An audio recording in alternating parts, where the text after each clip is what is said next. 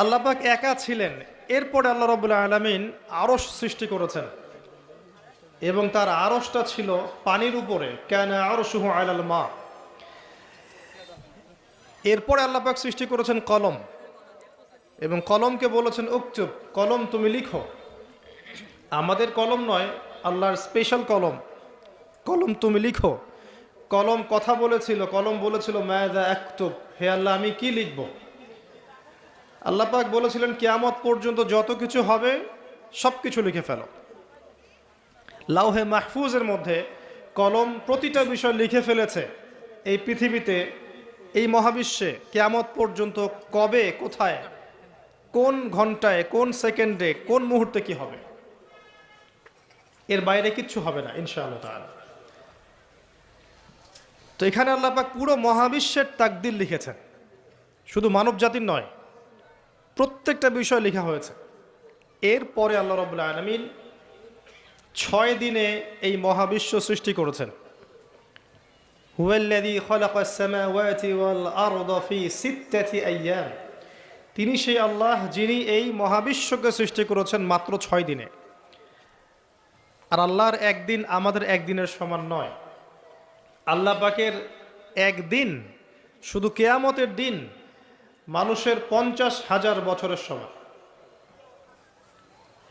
মানুষ দাঁড়িয়ে থাকতে থাকতেই অতিষ্ঠ হয়ে যাবে, বিচার শুরু হচ্ছে না কি জন্য।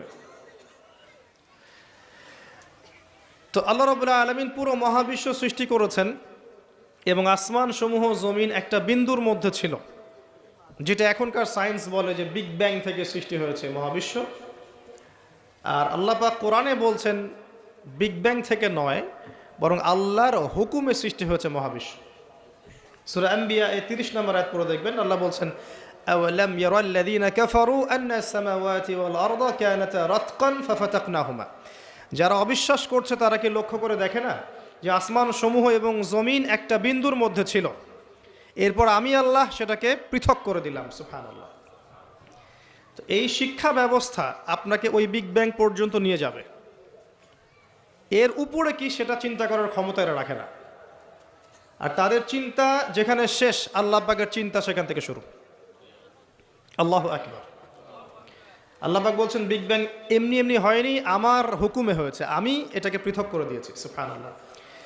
আল্লাহ পাক কি জন্য সৃষ্টি করলেন এই মহাবিশ্ব? এটা একটা ভালো প্রশ্ন। নিছক খেলার ছলে সৃষ্টি করেছেন? আল্লাহ পাক কি জন্য সৃষ্টি করতে গেলেন এই মহাবিশ্ব? উত্তর হচ্ছে ভালোবাসা। আল্লাহ পাক তার সৃষ্টিকে ভালোবাসেন। আল্লাহ রাব্বুল আলামিন তার মাখলুকদেরকে ভালোবাসেন এবং তিনি চেয়েছেন যেন আমরাও তাকে ভালোবাসি। আল্লাহ রাব্বুল আলামিন চেয়েছেন যে আমরাও যেন তাকে ভালোবাসি।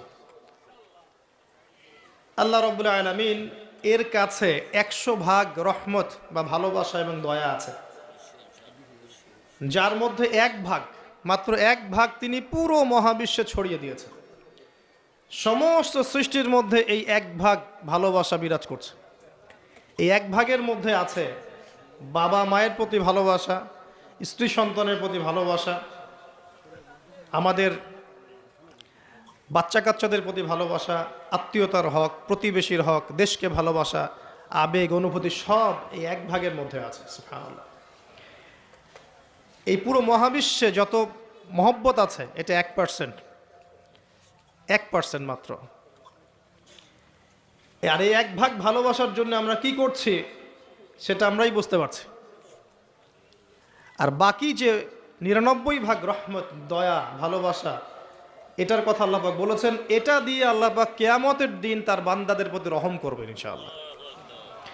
তা আশা করা যায় যে ইনশাআল্লাহ আমরা যদি তাওহীদের উপর থাকি, কবিরা গুনাহ না করি, গুনাহ হয়ে গেলেই তওবা করে ফিরে আসি, অন্যের ক্ষতি না করি, সুন্নতে থাকার চেষ্টা করি, হালাল খাই, আশা করা যায় ইনশাআল্লাহ আমরা জান্নাতে যাব ইনশাআল্লাহ। এটা এত কঠিন কিছু হবে না ইনশাআল্লাহ তাআলা। শর্ত হচ্ছে তাওহীদ, আল্লাহ পাকের একত্ববাদ, হালাল রিজিক, তার নবীর সুন্নত এবং দিনটাকে পরিপূর্ণরূপে গ্রহণ করা। আমল করতে পারেন না পারেন, আকীদা বিশ্বাস রাখা ইসলাম একটা পরিপূর্ণ জীবন ব্যবস্থা, এর মধ্যেই প্রত্যেকটা বিষয়ের সমাধান আছে।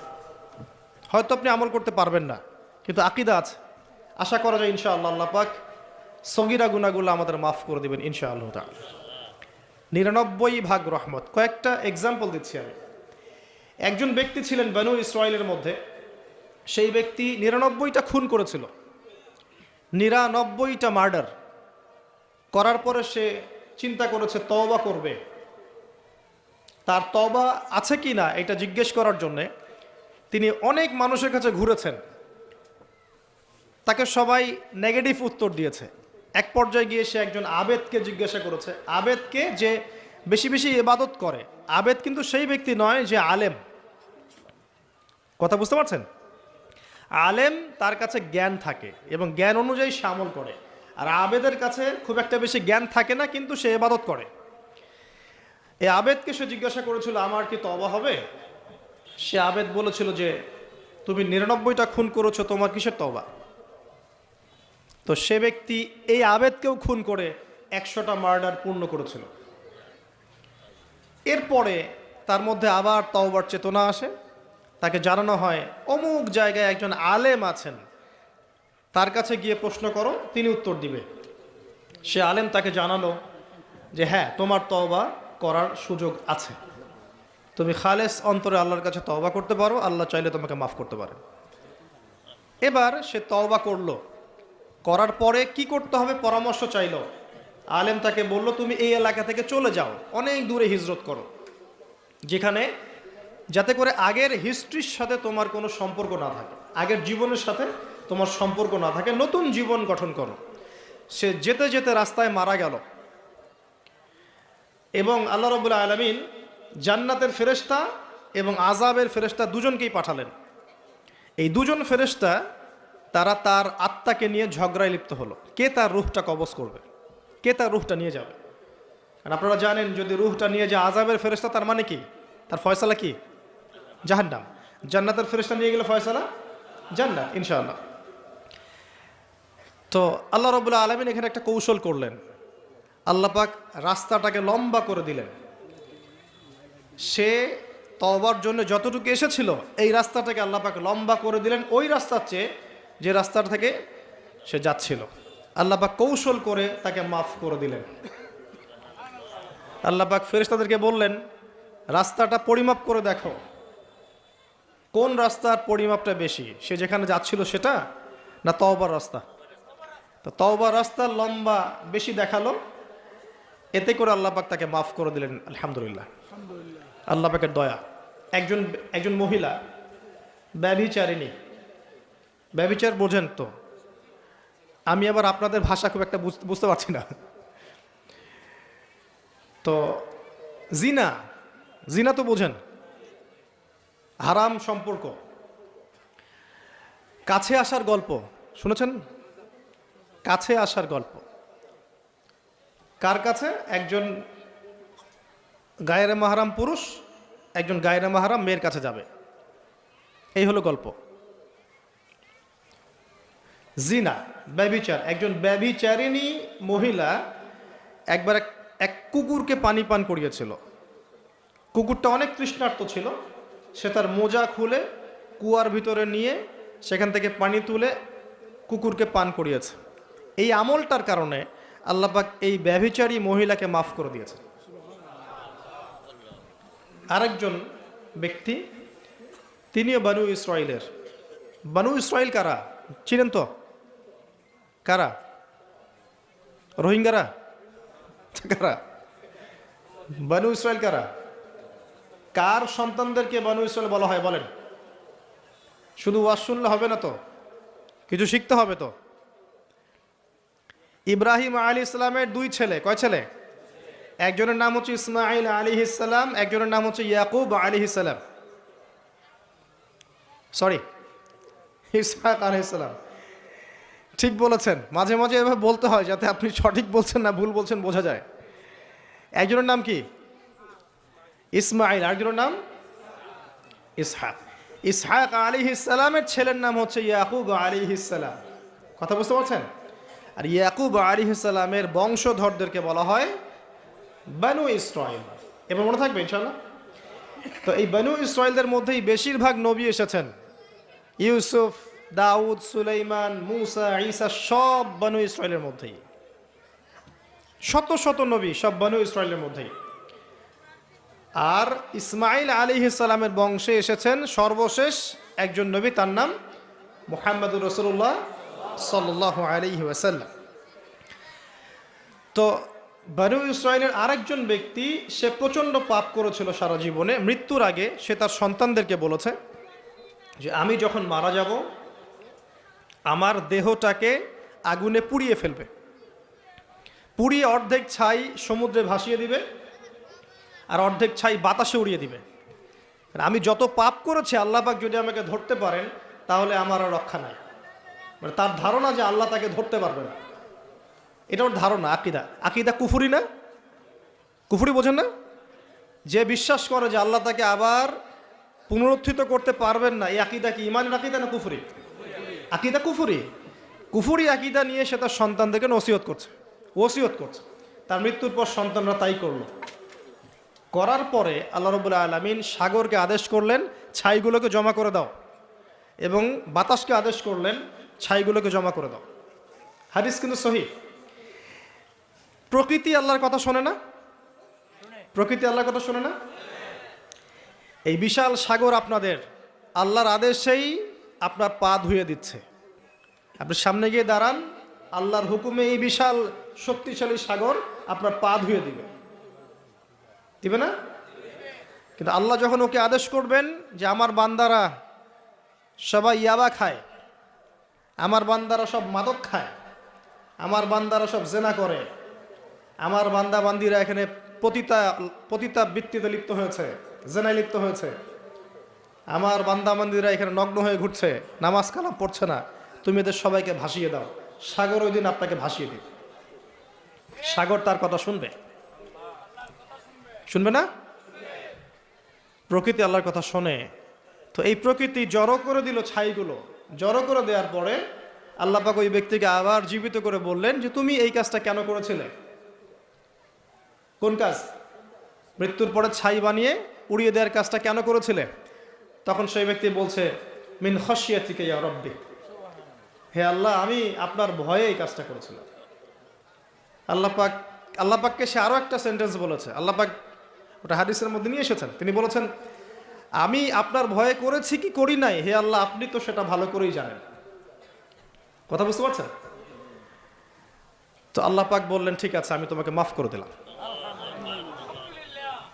এখানে কিন্তু পাপ করার অ্যাক্সেস দেওয়া হচ্ছে না, আপনাকে পাপ করতে উৎসাহিত করা হচ্ছে না। আল্লাহ পাকের দয়া রহমত আমি বুঝাতে গিয়ে এই কয়েকটা হাদিস আপনাকে বললাম যে 100 ভাগ দয়া আল্লাহর কাছে আছে, 1 ভাগ তিনি ছড়িয়ে দিয়েছেন আমাদের সবার মধ্যে। কত মহব্বত করি আমরা আমাদের সন্তানকে, তাই না? স্ত্রীদেরকে, আমাদের মাদেরকে, আমাদের বাবাদেরকে, আমাদের দেশকে, আমাদের সমাজকে, আত্মীয়দেরকে, প্রতিবেশীদেরকে মহব্বত করি না? ভালোবাসি না? এই ভালোবাসা 1 ভাগ ভালোবাসার অংশ, বাকি সমস্ত ভালোবাসা আল্লাহর কাছে। এবার আসেন, আল্লাহ পাক এই সমস্ত সৃষ্টির মধ্যে সবচেয়ে বেশি ভালোবাসেন মানুষকে। কাকে? কথাটার তো প্রমাণ লাগবে না? প্রমাণটা দিচ্ছি। এই মহাবিশ্ব সৃষ্টি করার পর আল্লাহ পাক অনেক মাখলুক সৃষ্টি করেছেন। কিছু কিছু নাম আল্লাহ পাক আমাদেরকে জানিয়েছেন। এমন অনেক মাখলুক আল্লাহর ছিল বা আছে, আমরা সেটা জানি না। আমরা জানি জিনদের কথা, তাই না? আমরা জানি ফেরেশতাদের কথা, তাই না? এই মহাবিশ্বে ফেরেশতারা আছে না? আমাদের এই পৃথিবীতে জিন জাতি আছে না? আছে। আর লক্ষ কোটি প্রজাতির মাখলুক তো আছেই। এই সমস্ত মাখলুকের মধ্যে আল্লাহ পাক মানুষকে সবচেয়ে বেশি ভালোবাসেন। কারণ আল্লাহ পাকের সবচেয়ে শ্রেষ্ঠ একটা সৃষ্টি আছে জান্নাত। কি নাম? জান্নাত। এর চেয়ে বড় কোনো নিয়ামত আছে? এই জান্নাত কাদের জন্যে? মানুষের জন্যে। যাকে আপনি সবচেয়ে বেশি ভালোবাসবেন তার জন্য স্পেশাল একটা গিফট দিতে মন চায় না? চায় না?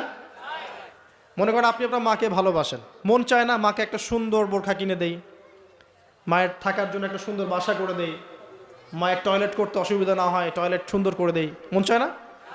মন চায়। তো আল্লাহ পাক মানুষকে এত ভালোবাসেন যে মানুষের জন্য আল্লাহ পাক জান্নাত সৃষ্টি করেছেন। মানুষ আল্লাহ পাক কিন্তু মহাবিশ্ব সৃষ্টি করার পরপরই সৃষ্টি করেন নাই। সূরা দাহার পরে দেখবেন আল্লাহ পাক বলেছেন 1 নম্বর আয়াতে, হাল আতা আলাল ইনসান হিনুম মিনাদ দাহর লাম ইয়াকুন শাইআম মাযকুরা। মানুষের উপর এমন একটা সময় চলে গেছে যখন মানুষ কোনো আলোচ্য বিষয় ছিল না। মানে মহাবিশ্বে মানুষকে সৃষ্টি করা হবে এরকম কোনো আলোচ্য বিষয় ছিল না, অনেক পরে আমরা সৃষ্টি হয়েছে। আর এখন পৃথিবীতে মানুষের আচরণ দেখলে মনে হয় যে মানুষই সব, তাই না? সব মানুষের জমি, বাড়ি গাড়ি, অট্টালিকা, টাকা পয়সা, সম্পত্তি, ক্ষমতা, এই বিশ্বের রাজনীতি, বিশ্বের অর্থনীতি, বিশ্বের সমরনীতি সব আমাদের, তাই মনে হয় না? এখন মানুষের ভাব দেখলে মনে হয় যে মানুষ পৃথিবী ধ্বংস হওয়ার পরে মঙ্গলে গিয়ে থাকবে, মঙ্গল ধ্বংস হওয়ার পরে শনিতে গিয়ে থাকবে, তারপর অন্য গ্রহে, তারপর অন্য গ্রহে। এখন মানুষ বলে যে শুক্র গ্রহ আমার, মানুষ বলেছে শুক্র গ্রহ আমার। কয়দিন আগে একটা দেশ দাবি করেছে শুক্র গ্রহটা আমাদের, আরেকটা দেশ তার বিপক্ষে দাবি করেছে না ওইটা আমাদের। তো মানুষের আচরণ এখন এমন। মানুষ যে পৃথিবীতে বাস করছে এই পৃথিবী তো মানুষের না, তা মানুষের। মানুষ এসেছে এখানে কোত্থেকে? জান্নাত থেকে, আসে নাই? আমরা কি পৃথিবীর বাসিন্দা ছিলাম? আমরা জান্নাতে ছিলাম। আমাদের পিতামাতা কোথায় ছিলেন? জান্নাতে। আর আমাদের আত্মাগুলো কোথায় ছিল? রুহের জগতে। তো এই পৃথিবীতে তো আমি এসেছি অনেক পরে, আর এখন মনে হয় সব কিছুর মালিক আমি একাই। এটা ফেরাউনি আচরণ। কিরকম আচরণ? ফেরাউন আচরণ। আনা রব্বুকুমুল আলা, আমি তোমাদের মহান রব। মানুষের ভাবসাব দেখলে এখন এরকম মনে হয়। আল্লাহর বিধানের 5 পয়সা পরোয়া করবে না। দেখাবো আপনাকে, কানের মধ্যে দিনে 5 বার আসছে হাইয়া আলা সালাহ, হাইয়া আলা সালাহ, নামাজ পড়বে না, একটু মূল্যায়ন করলো না আল্লাহ পাকের হুকুমের। জাকাত ফরজ হয়ে গেছে, 10 বছর 20 বছর হয়ে যাচ্ছে, জাকাত ফরজ হয়ে গেছে, জাকাত দেয় না। মানুষ পরোয়া করে আল্লাহর? আল্লাহ বলছেন জেনার ধারের কাছেও যেও না, ও বলবে না এটা কাছে আসার গল্প। মানুষ আল্লাহ বলবেন সুদ খেও না, ইত্তাকুল্লাহ ওয়া যারু মা বাকিয়া মিনার রিবা, সুদের অবশিষ্ট অংশ সব ছেড়ে দাও। ওয়া ইল্লাম তাফআলু, যদি না ছাড়ো, ফাযানু বিহারবিন মিনাল্লাহি ওয়া রাসূলিহি, আল্লাহ এবং তার রাসূলের সাথে যুদ্ধের ঘোষণা শুনে রাখো। মানুষ বলবে সুদেই অগ্রগতি, সুদেই প্রগতি। এটাই চলছে। মানুষ বলবে যে আল্লাহ বলছেন ওয়ামান লাম ইয়াহকুম বিমা আনজালাল্লাহ ফাউলাইকা হুমুল কাফিরুন, আর এক আয়াতে আছে ফাসিকুন, আর এক আয়াতে আছে জালিমুন। মানুষ বলবে না আমি যেটা লস দিব সেটাই লস, এর বাইরে কিছু নাই। তা আমরা সত্যি আল্লাহকে পরোয়া করি? সত্যিকার অর্থে আদতে আমরা আল্লাহকে খুব একটা পরোয়া করছি না। আল্লাহকে পরোয়া করার অর্থ হচ্ছে আল্লাহর হুকুম আহকাম মেনে চলা। যদি আমি আল্লাহর হুকুম আহকামগুলো মেনে চলি তবেই প্রমাণ হবে হ্যাঁ আমি আল্লাহকে পরোয়া করছি। আসেন, মানুষকে আল্লাহ পাক সৃষ্টি করেছেন অনেক পরে। সৃষ্টি করার ঘটনাটা আল্লাহ পাক সূরা সদের মধ্যে একটু সুন্দর করে বলেছেন, মানে অন্য অন্য ঘটনার চাইতে আরও বেশি সুন্দর করে। এটা আমার মত, প্রতিটাই সুন্দর, এটা আমার কাছে বেশি ভালো লাগে। কারণ এখানে আল্লাহ আরেকটা শব্দ বলেছেন যেটা অন্য জায়গায় বলেন নাই। অনেক জায়গায় কোরআনে আছে মানুষকে কিভাবে সৃষ্টি করা হয়েছে, কিন্তু এই সূরার মধ্যে, সূরা সদের মধ্যে একটু ব্যতিক্রম আছে, আরেকটু ভালোবাসা। আল্লাহ পাক বলছেন যে ইয়া ইবলিস, হে ইবলিস, মা মানাআকা আন তাসজুদ লিমা খালাকতু বিয়াদাই, হে ইবলিস তোমাকে কিসে বারণ করলো তাকে সেজদা করতে যাকে আমি আমার হাত দিয়ে সৃষ্টি করেছি? কথা বোঝেন না? না আমার হে ইবলিস, কিসে তোমাকে বারণ করলো, কিসে তোমাকে নিষেধ করলো? কেন তুমি সেজদা করলা না আদমকে? সহজ করে দিলাম, আদমকে, যাকে আমি সৃষ্টি করেছি আমার হাত দিয়ে। আল্লাহ পাক অন্য কোনো সৃষ্টিকে এভাবে ব্যাখ্যা করেছেন যে আমি আরশকে সৃষ্টি করেছি আমার হাত দিয়ে, আমি মহাবিশ্বকে সৃষ্টি করেছি আমার হাত দিয়ে? ব্যাখ্যা করেছেন? বাকি সৃষ্টির ক্ষেত্রে আল্লাহ পাক বলেছেন, আল্লাহ পাক যখন কিছু করতে চান খালি বলেন কুন ফায়াকুন। তা আদমের ক্ষেত্রে আল্লাহ পাক বলেননি কুন ফায়াকুন, বলেছেন? কথা বুঝতে পারছেন? আদমের ক্ষেত্রে আল্লাহ পাক বলেছেন আমি তাকে আমার হাত দিয়ে সৃষ্টি করেছি। হাতের ব্যাখ্যা কি সেটা নিয়ে আমাদের তর্ক করার দরকার নাই। মূল কথা হচ্ছে এখানে আল্লাহ পাক ভালোবাসা বুঝিয়েছেন যে আদম আলাইহিস সালামকে আল্লাহ পাক ভালোবেসে সৃষ্টি করেছেন, স্পেশাল সৃষ্টি। এবার আসেন, সৃষ্টি করার পর তাকে রেখেছেন কোথায়? জান্নাতে। তারও আগে আল্লাহ পাক সমস্ত জ্ঞান আদম আলাইহিস সালামকে শিক্ষা দিয়েছেন। সুবহানাল্লাহ পড়বেন না? মানুষ সম্মানিত কি কারণে? শারীরিক গঠনের কারণে? জ্ঞানের কারণে। আপনি যাকে ভালোবাসেন বেশি তাকে আপনি সব শেখাতে চাইবেন না? তাকে আপনি সব দিতে চাইবেন না? যে আমার সব তোমার জন্য, আমি তোমাকে ভালোবাসি, বলেন না? বলেন, কারে কারে বলছেন জীবনে? আলহামদুলিল্লাহ, আলহামদুলিল্লাহ, শুক্রিয়া।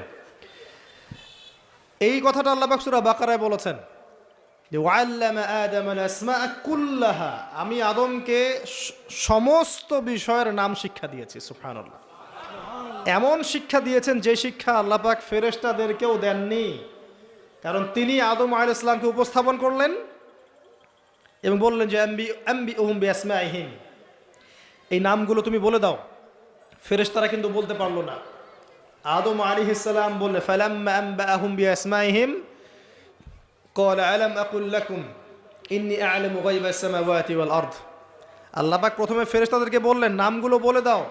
ফেরেশতারা বলল লা ইলমা লানা ইল্লা মা আল্লামতানা, আপনি যতটুকু শিখিয়েছেন এর বাইরে আমরা জানি না।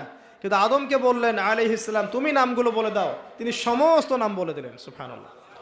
এবার আল্লাহ পাক বললেন আমি কি তোমাদেরকে বলি নাই যে আমি যা জানি তোমরা তা জানো না? কারণ ফেরেশতারা কি বলেছিল আগে?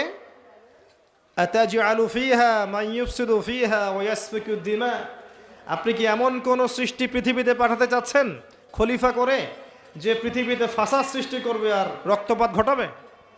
ফেরেশতারা নেগেটিভ কথা বলেছিল। আল্লাহ পাক সেই ফেরেশতাদের সামনেই আদম আলাইহিস সালামকে সম্মানিত করলেন জ্ঞানের মাধ্যমে। কিসের মাধ্যমে? ফেরেশতারা যে কথাটা বলেছিলেন সেটা কিন্তু বাস্তব। পৃথিবীতে এখন কিন্তু মানুষ এই দুইটা কাজই করছে। বেশিরভাগ মানুষ কি করছে? হয় রক্তপাত ঘটাচ্ছে, না হলে ফিতনা ফাসাদ সৃষ্টি করছে। বুঝতে হলে আপনি দুই চোখ দিয়ে বিশ্বটাকে দেখেন। বিশ্বের প্রতিটা সেক্টর এখন ফাসাদ দিয়ে ভর্তি, প্রতিটা সেক্টর। এমন একটা লেভেলে চলে আসছে ফাসাদ যে একটা নিউক্লিয়ার ওয়েপেন্স, একটা পারমাণবিক বোমা যদি ফাটে পৃথিবীতে, পৃথিবীর রূপরেখা চেঞ্জ হয়ে যাবে। আর এই বোমা নিশ্চয়ই জিন জাতি তৈরি করে নাই। কে তৈরি করছে? মানুষ। এর মধ্য দিয়ে কি মানবতার কল্যাণ হবে যদি একটাও ফাটে? কখনো 47-এর দিকে ফেটেছিল না দুইটা? কোথায় কোথায়? জাপানে, হিরোশিমায়, আর কোথায়? বোমাগুলোর নাম বলতে পারবেন? হ্যাঁ, মাশাআল্লাহ মাশাআল্লাহ, লিটল বয় আর ফ্যাটম্যান। এখন পর্যন্ত জাপানের নাগরিক যারা আছেন এর যে বিষক্রিয়া, এর দ্বারা ইফেক্টেড তারা। এখন বংশ পরম্পরায় এটা চলছে। আর এখন যে পারমাণবিক অস্ত্রগুলো আছে এগুলো শক্তি তখনকার চাইতে 1000 গুণ বেশি শক্তিশালী। রাশিয়া সেদিন বলেছে আমাদের কাছে এমন ক্ষেপণাস্ত্র আছে যেটা শব্দের গতির চাইতেও বেশি গতিতে যেতে পারে। শব্দের হার্স কত আপনারা জানেন? সায়েন্সের ছাত্র আছেন এখানে? দেখবেন। যাই হোক, আমাদের মূল পয়েন্টটা হচ্ছে পৃথিবীতে মানুষ বিভিন্নভাবে ফাসাদ সৃষ্টি করছে এখন। সামরিকভাবে, ইকোনমিক্যালি, পলিটিক্যালি, এডুকেশন সেক্টরে, সংস্কৃতির নামে বিভিন্নভাবে মানুষ ফাসাদ সৃষ্টি করছে। দলিল আল্লাহ কোরআনেই দিয়েছেন, যাহারাল ফাসাদু ফিল বাররি ওয়াল বাহরি বিমা কাসাবাত আইদিন নাস। জলে স্থলে যত বিপর্যয় ছড়িয়ে পড়েছে এগুলো মানুষের হাতের কামাই। কার হাতের কামাই? আর আল্লাহর কথাকে আপনি চ্যালেঞ্জ করবেন? এটা সূরা রুমের মধ্যে আছে, পড়ে দেখেন। আসেন, আল্লাহ পাক মানুষকে জ্ঞান শিক্ষা দিলেন, এটা ভালোবাসা নিদর্শন। শুধু তাই না, এবার আল্লাহ পাক সমস্ত ফেরেশতাদের সামনে উপস্থাপন করে আল্লাহ পাক বলছেন যে ওয়াইজ কুলনা লিল মালাইকাতি ইসজুদু লি আদম, হে ফেরেশতারা তোমরা আদমকে এখন সেজদা করো। কি করো? সেজদা করো। আপনি যাকে ভালোবাসবেন নিঃসন্দেহে আপনি চাইবেন তাকে বড় বাড়ুক, তাকে আমি বড় করি, সবাই তাকে ভালো বলুক, আপনি চাইবেন। আল্লাহ পাক আদম আলাইহিস সালামকে ভালোবাসলেন। দেখেন, এই ফেরেশতা মণ্ডলীকে বললেন সেজদা করো, ফাসাজাদু, সবাই সেজদা করলো, ইল্লা ইবলিস, ইবলিস সেজদা করলো না। সে কি বলল? খলাকতানি মিন নার ওয়া খলাকতাহু মিন তিন, আল্লাহ আপনি আমাকে সৃষ্টি করেছেন কি দিয়ে? আগুন দিয়ে, আর আদমকে সৃষ্টি করেছেন কাদা মাটি দিয়ে, আমি কেন তাকে সেজদা করতে যাব? আবা ওয়াস্তাকবারা, সে উদ্ধত আচরণ করলো, অহংকারী হলো, এবং এই একটা কারণেই আল্লাহ পাক তাকে চিরস্থায়ী লানত করলেন, চিরস্থায়ী জাহান্নামী ঘোষণা করলেন। ইবলিস চ্যালেঞ্জ করলো যে আমি আদমকে এবং আদম সন্তানদেরকে বিভ্রান্ত করবই, পথভ্রষ্ট করবই, আমি ডান দিক থেকে আসবো। সূরা আরফ পড়ে দেখেন, ডান দিক থেকে আসবো, বাম দিক থেকে আসবো, সামন থেকে আসবো, পিছন থেকে আসবো, আমি তাদেরকে পথভ্রষ্ট করেই ছাড়বো। আর আল্লাহ পাকও বলে দিলেন যে যারা তোকে অনুসরণ করবে আদম সন্তানদের মধ্য থেকে, ওদের সবাইকে দিয়ে আমি জাহান্নাম পূর্ণ করবো না, আউযুবিল্লাহ। আর একটা কথা বলে দেই, এখানে সূরা আরাফের 179 নম্বর আয়াতে এটাও আছে যে ওয়ালাকাদ যারানা লিজাহান্নামা কাসীরাম মিনাল জিন্নি ওয়াল ইনস, প্রচুর জিন আর মানুষকে দিয়ে আমি জাহান্নাম পূর্ণ করব। প্রচুর জিন আর মানুষকে দিয়ে আমি জাহান্নাম পূর্ণ করব। কত জিন আর কত মানুষ আমি জিনের হিসাব জানি না, মানুষেরটা জানি। প্রতি 1000-এ 999 জন জাহান্নামে যাবে, বলেন নাউযুবিল্লাহ। সহিহ বুখারীতে 4 বার হাদিসটা এসেছে, প্রতি 1000-এ 999 জন, মানে ম্যাক্সিমাম। এটা ম্যাথামেটিক্যালি হিসাব করার দরকার নাই, এর মানে হচ্ছে অধিকাংশ মানুষই কি করবে? জাহান্নামে যাবে। এবং এটা আমাদের উম্মতের ক্ষেত্রেও এসেছে, 73টা দল হবে, আছে না? 72 দল কোথায় যাবে?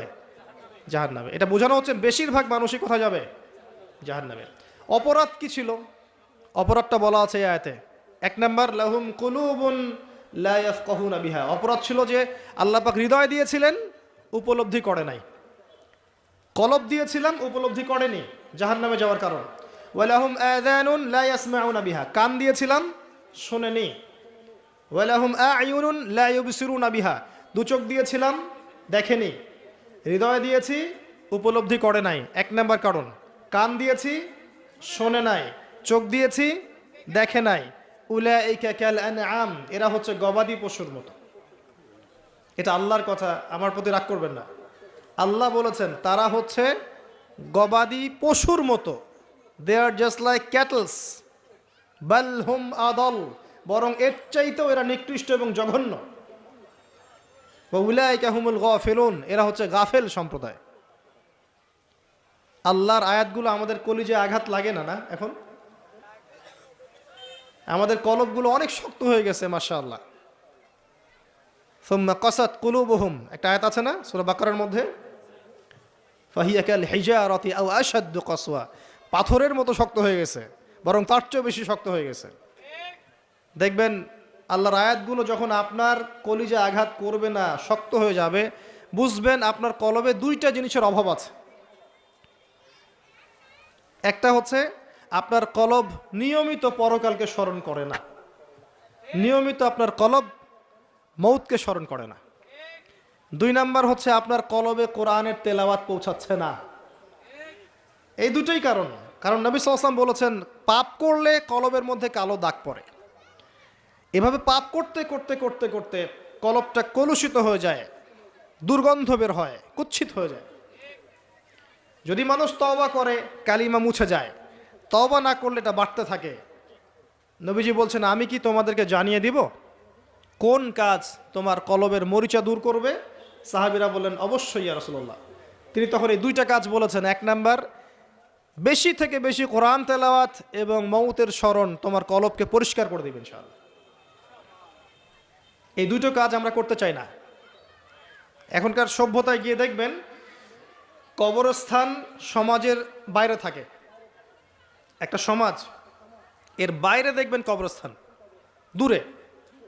আর ঢাকা হলে তো কথাই নাই, দেখবেন বনানীতে কবরস্থান, তার আশপাশে মানুষ ছুটছে আর ছুটছে জীবনে, দুনিয়ার জীবিকার তাগিদে। একবার ফিরে তাকানোরও সময় নাই যে ওটা কি, জায়গাটা কি, কোন জায়গা। তো একটা সময় ছিল নবী সাল্লাল্লাহু আলাইহি ওয়াসাল্লামের যুগ থেকে শুরু করে সাহাবায়ে কেরামের যুগে কবরস্থান ছিল মসজিদের পাশে। কোথায়? এলাকার মূল যে মসজিদ এর পাশে। মানুষ 5 ওয়াক্ত নামাজে যেত, কবর দেখতো, পরকালকে স্মরণ করতো, জিয়ারত করতো, চলে আসতো। এখন দেখবেন মাসে একদিনও কেউ কবরস্থানে যায় না। তো মৌতের কথা স্মরণ হবে কিভাবে? আচ্ছা আসেন মূল জায়গায় আসি। এই দুইটা কাজ আপনার কলবের মরিচা দূর করবে। আমি এখানে ওই কারণগুলো বললাম সূরা আরাফের 179 নম্বর আয়াত থেকে, কোন কোন কারণে বেশিরভাগ মানুষ জাহান্নামে যাবে। মুনাফিকের কারণ। আল্লাহ পাক আদম আলাইহিস সালামকে সৃষ্টি করার পরে যখন এভাবে ফেরেশতাদের সামনে উত্থাপন করলেন, ফেরেশতারা সিজদা করলো, ইবলিস করলো না। ইবলিস চ্যালেঞ্জ করলো। আল্লাহ পাকও ঘোষণা করলেন যারা ইবলিসের পদাঙ্ক অনুসরণ করবে তাদেরকে দিয়ে আল্লাহ পাক জাহান্নাম পূর্ণ করবেন। বলেন নাউজুবিল্লাহ। আর ইবলিস সম্পর্কে আল্লাহ পাক আমাদেরকে সতর্ক করলেন এভাবে। আল্লাহ পাক বললেন ইয়া আইয়ুহাল্লাযীনা আমানু, হে মুমিনগণ, লা তাত্তাবিউ খুতুওয়াতিশ শাইতান, তোমরা শয়তানের পদাঙ্ক অনুসরণ করো না। ইন্নাহু লাকুম আদুউম মুবিন, নিশ্চয়ই সে তোমাদের স্পষ্ট শত্রু। আল্লাহ পাক জানিয়ে দিলেন। জানিয়ে দেওয়ার পরে আদম এবং হাওয়া আলাইহিস সালাম তাদেরকে রাখলেন জান্নাতে। কোথায়? যাকে আপনি ভালোবাসবেন তাকে সবচেয়ে শ্রেষ্ঠ গিফট দিতে যাবেন, প্রমাণ। জান্নাতে থাকলেন। একটা পরীক্ষার কারণ আছে। পরীক্ষার কারণ হচ্ছে আমি চাচ্ছি সে আরো বড় পুরস্কার পাক। এটাই পরীক্ষার কারণ। দুনিয়ার জীবনে আমরা এসেছি কি জন্য? পরীক্ষা দিতে। আল্লাহ পাক চেয়েছেন পরীক্ষায় পাশ করে আমরা যেন আরো বড় পুরস্কার পাই। লিনাবলুয়াকুম আইয়ুকুম আহসানু আমালা, আল্লাহ পাক দেখতে চান তোমাদের মধ্যে আমলের শ্রেষ্ঠকে। একটা পরীক্ষা আল্লাহ পাক নিলেন, ওয়ালা তাকরাবা হাযিহিশ শাজারা, তোমরা দুজন এই গাছের কাছে যাবে না। ও একটা কথা মিস করে গেছে, এই দুজনের আরেকজন কে? হাওয়া আলাইহিস সালাম। কোত্থেকে আসলেন তিনি? আদম আলাইহিস সালামের একাকিত্ব বোধ হচ্ছিল জান্নাতে। সঙ্গিনী সবচেয়ে ইম্পর্টেন্ট জিনিস আপনাদের পৃথিবীতে, তাই না? একজন উত্তম জীবন সঙ্গিনী খুব গুরুত্বপূর্ণ জিনিস পৃথিবীতে। সে যদি ভালো হয়, নেককার হয়, সৎ হয়, আপনি দুনিয়াতেই জান্নাতে থাকবেন ইনশাআল্লাহ। আর সে যদি বদকার হয়, দুশ্চরিত্র হয় এবং আল্লাহ এবং তার রাসূলের বিরুদ্ধাচরণ করে, আপনার আনুগত্য না করে, আপনি দুনিয়াতেই জাহান্নামের ফ্লেভার পাবেন ইনশাআল্লাহ। তো হাওয়া আলাইহিস সালামকে সৃষ্টি করা হয়েছে আদম আলাইহিস সালামের কোত্থেকে? পাঁজরের হাড় থেকে। এখানে একটা কথা মনে পড়লো, এটা বলার লোভ সামলাতে পারছি না। এই হাড়ের ব্যাপারে নবী সাল্লাল্লাহু আলাইহি ওয়াসাল্লাম একটা কথা বলেছেন। তিনি বলেছেন যে তাদেরকে মানে বুঝে নেন কাদেরকে? তাদেরকে সৃষ্টি করা হয়েছে বক্র হাড় থেকে, বাঁকা হাড় থেকে। কাদেরকে? যদি জোর খাটাতে চাও তাহলে হাড়টা পটাশ করে ভেঙে যাবে, আর যদি ওই অবস্থায় ছেড়ে দাও তাহলে সে বক্রই থেকে যাবে। তার সাথে উত্তম নসিহতের মধ্য দিয়ে জীবন পার করতে হবে, এবং এটা খুব ডিফিকাল্ট। দুনিয়াতে সবচেয়ে বড় পরীক্ষাগুলোর মধ্যে একটা এটা। বক্রহারকে নিয়ে জীবন চলা, এটা সবচেয়ে বড় পরীক্ষাগুলোর মধ্যে একটা। এখানে আল্লাহ পাক যার প্রতি রহম করবেন সে ইনশাআল্লাহ তাআলা দেখবেন দুনিয়াতেই জান্নাতের ফ্লেভার পাবে। আর দেখবেন যার ঘরে সৎ স্ত্রী নাই, বদকার স্ত্রী আছে, সেই পৃথিবীতেই জাহান্নামের স্বাদ পায়। বলেন নাউজুবিল্লাহ। আমরা দোয়া করি সবার ঘরে ঘরে যেন আল্লাহ পাক নেককার সৎ স্ত্রী দান করেন। আল্লাহুম্মা আমিন।